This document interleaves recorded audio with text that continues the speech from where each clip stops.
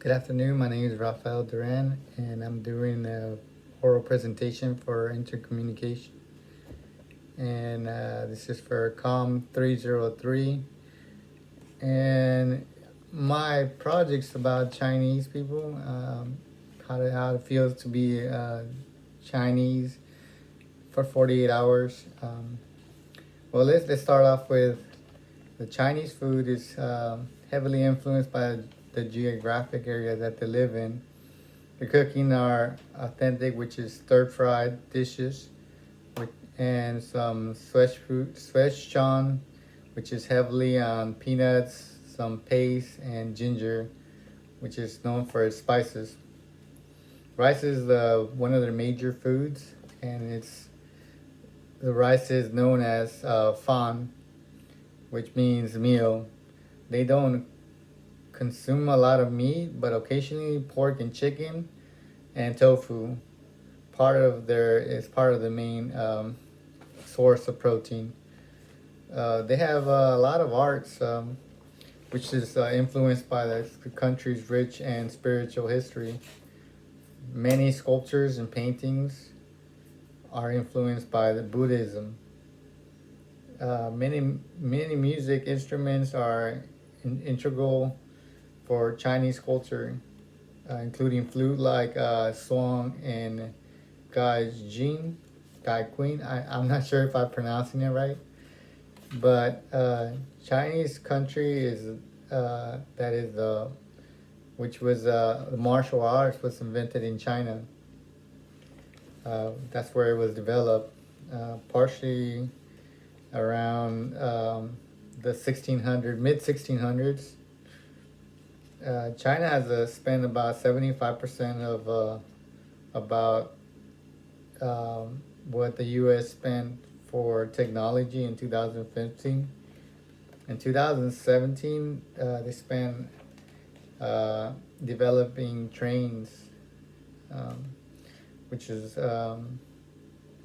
they have a lot of speed bullet trains. The largest festival in China is called the Spiritual Festival, which is it's celebrating of the lunar year. I'm not sure if I'm saying it right. Lunar year. It is 15 days in celebration. What they do is they eat certain foods that help them associate with with their country. They also have fireworks and uh, parades. Uh, there's about 1.4 billion people, which is 56 ethnic minorities. The largest is Han Chinese, which is 900 million people. The other groups is Tibetans, Mongols, the Manchus, and the Nazis, and Hen. I don't know if I'm saying it right. Which is the smallest group, which is fewer than 2,000 people. Um, the religion, they have a lot of religions, but there's really five official religions, which is Buddhism, Taoism, Islam, Catholic, and Protestant, which are legal. But even though their Chinese constitution says that people are allowed to have any religion, they basically have those five religions, um, which is the freedom of religion. About a quarter of them practice Taoism and Confucianism. I think I said that right.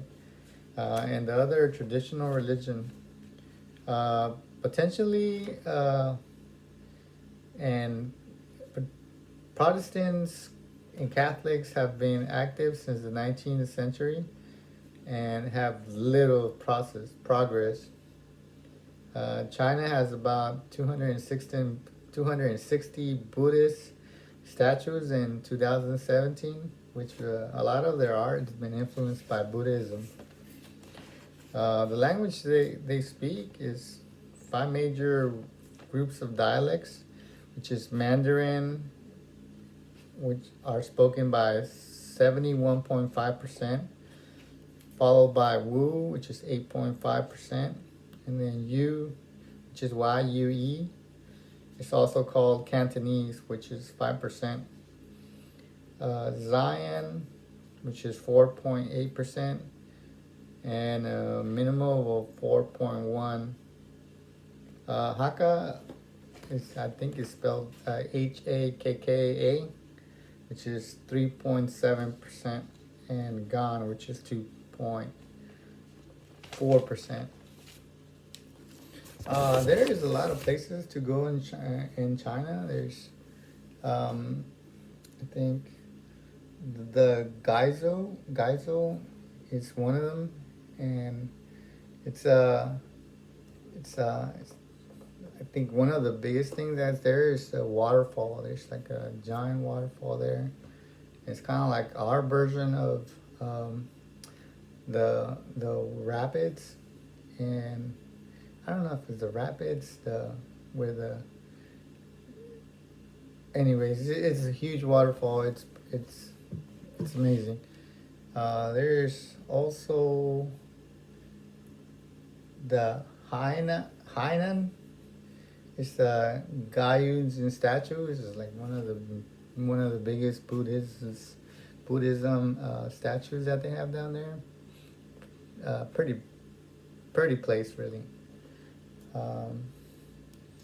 The Yanglan Bay, which is 28 kilometers south of Xi'an, Seija, which is the Seiyan Airport, which fights all major Chinese cities, which is where a lot of transitioning go down there for like major airport in China.